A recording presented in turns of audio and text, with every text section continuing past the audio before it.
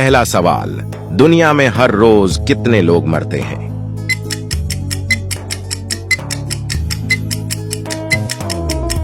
जवाब, तकरीबन 2 लाख। दूसरा सवाल, दुनिया में हर रोज कितने बच्चे पैदा होते हैं?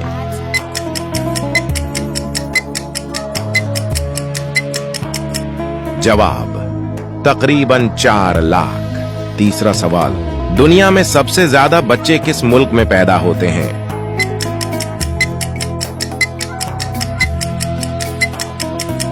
जवाब, भारत में। चौथा सवाल, जमीन पर इस वक्त कुल कितने लोग आबाद हैं?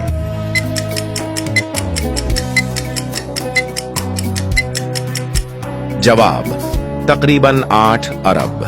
पांचवां सवाल, आबादी के लिहाज से दुनिया का सबसे बड़ा मुल्क कौन सा है? इसका जवाब आप कमेंट में दो।